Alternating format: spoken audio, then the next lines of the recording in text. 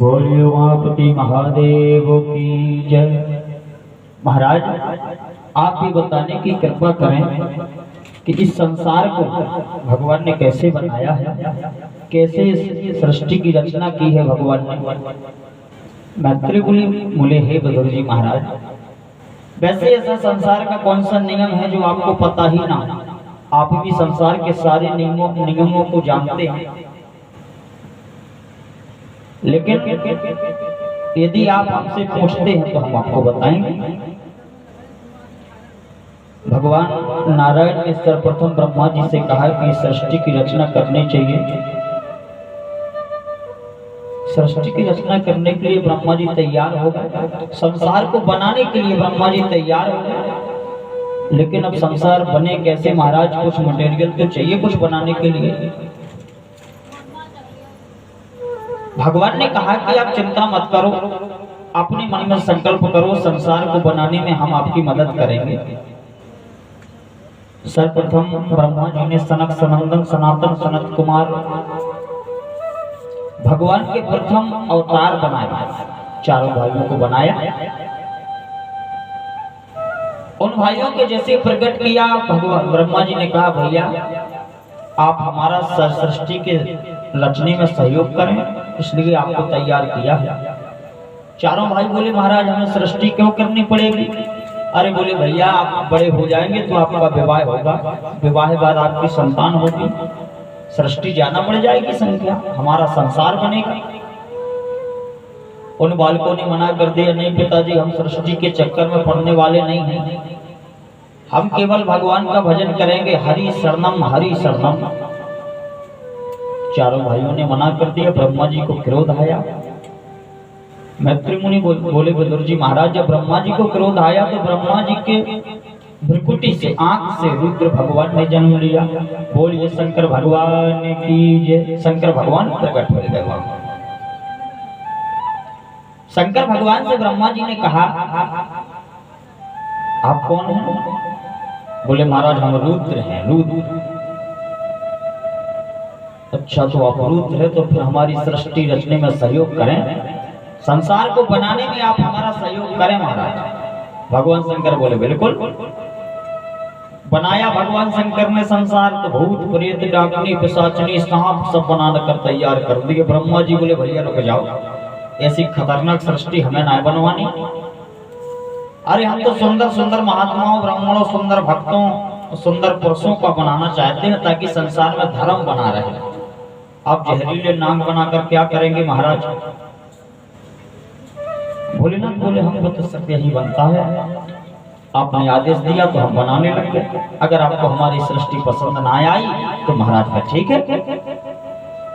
ब्रह्मा जी बोले ठीक है ऐसा है भैया कि तुम तो अपनी तपस्या करो, सृष्टि के चक्कर में तुम मत पड़ो।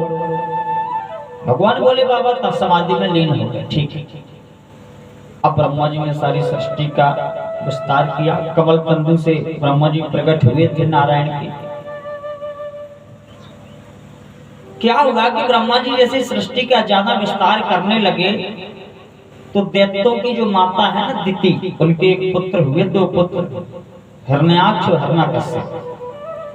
हिरण्याक्ष ने एक दिन हिरण्यकश्यप से कहा कि भैया हमें बहुत बल मिला है, लेकिन जब बल मिला है तो बल का कहीं प्रयोग भी होना चाहिए, तभी तो बल का आनंद है। जैसे ज्ञान मिला है, अब ज्ञान कहीं खर्च ना हो तो उस ज्ञान का होता ही क्या? कोई लड़ने वाला हो तो हमारे बल का कुछ उपयोग हो सके, इसलिए हम दिग्विजय करने जाते हैं। संसार में कोई योद्धा मिल जाएगा तो हम उससे महाराज युद्ध करेंगे। गए महाराज, नारद जी वहां से चले आ रहे थे। नारद जी को देख करके हिरण्याक्ष बोला क्यों महाराज नारायण नारायण ही जाप करते हो, कुछ लड़ना झगड़ना आता है? हम लड़ने के लिए आए हैं।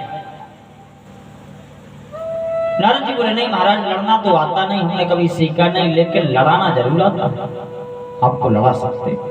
अरे तो बताओ फिर कोई ऐसा योद्धा संसार में है हमसे लड़ने वाला? बोले भैया तुम जाओ, समुद्र से एक बड़ा है पृथ्वी को लेकर के निकल रहा होगा, उनसे युद्ध करना, ऐसी खुजली मिटेगी तुम्हारी बाजुओं की कि जीवन में कभी युद्ध करने के लिए दोबारा नहीं करोगे। भगवान पृथ्वी को ला रहे थे ताकि पृथ्वी पर संसार का विस्तार हो। हिरण्याक्ष गया और ललकारने लगा बड़ा है भगवान को। बड़ा भगवान ने सोचा क्यों इससे लड़ा जाए भैया। कहा जाता है ना मूर्खों से गंवारों से बस पर दूर रहना चाहिए अगर जीवन अपना सुरक्षित करना है। भगवान तो एक दूसरा रास्ता रख लिया, लेकिन जब जिसको लड़ना है तो उसको तो बहाना चाहिए। आगे आया, भगवान से लड़ने लगा। भगवान ने फिर से पीछा छुड़ाया, भैया तू अपनी जगह जा, हम तुझसे लड़ना नहीं चाहते। कहने लगा हिरण्याक्ष, अरे हम कश्यप नंदन हैं, कोई हल्के पतरे कुल खानदान के थोड़ी, बड़े आदमी हैं और हम बड़े योद्धा भी हैं, बड़े तपस्वी भी हैं। तुम्हारे जैसे जंगल के जानवर हमसे क्या लड़ेंगे। भगवान ने भी कह दिया, भैया हम तो जंगल के जानवर हैं, लेकिन तुम्हारे जैसे ग्राम सिंहों का हमारे ऊपर कोई असर नहीं पड़ता। ग्राम सिंह किसको बोला जाता है? कुत्ता को बोला जाता है। संस्कृत में महाराज हर शब्द का बड़ा निचोड़ है, सुंदर भाषा है, हमारी वैदिक भाषा है संस्कृत। हिरण्याक्ष में बहुत जोर का झगड़ा हुआ महाराज। देवता खड़े हैं कि कभी इस राक्षस को भगवान मारे, संसार का विस्तार हो। भगवान ने जोर का थप्पड़ गाल पर दिया, वहीं पर हिरण्याक्ष का प्राणांत हो गया। देवताओं को विश्वास ही नहीं हुआ कि इतने जल्दी मरने वाला है ना। देवताओं ने फूल तो बरसा दिए, स्तुति गा रहे हैं, तो हिरण्याक्ष की बड़ाई कर रहे हैं, भगवान की स्तुति गा रहे हैं। भगवान बोले, बड़ाई इसकी कर रहे हो कि मेरी? भाई काम तो मैंने किया है। जब भगवान ने जोर का ठोकर मार दिया, उसको दूसरी तरफ लड़का दिया, तब देवताओं को विश्वास हो गया कि मर गया। देवताओं ने बड़े प्रेम से स्तुति की, भगवान की फूल वर्षा करके चले गए, हिरण्याक्ष का वध कर दिया। अब सृष्टि का विस्तार हुआ। मैत्री मुनि बोले, विदुर जी महाराज, इस प्रकार से पावन सृष्टि ब्रह्मा जी ने बनाकर तैयार की। विदुर कहते हैं, महाराज हमें आप देवहूति का चरित्र तो आपने बता दिया, आहुति का भी, अब प्रसूति का चरित्र बताएं। प्रसूति की कोई कन्या थी? बोले हाँ, सती पार्वती मां सती थी। उन्होंने यज्ञ हवन में अपने प्राणों का त्यागन कर दिया। क्यों किया? विदुर जी महाराज पूछने लगे तो मैत्री मुनि बोले सुनो। कहा जाता है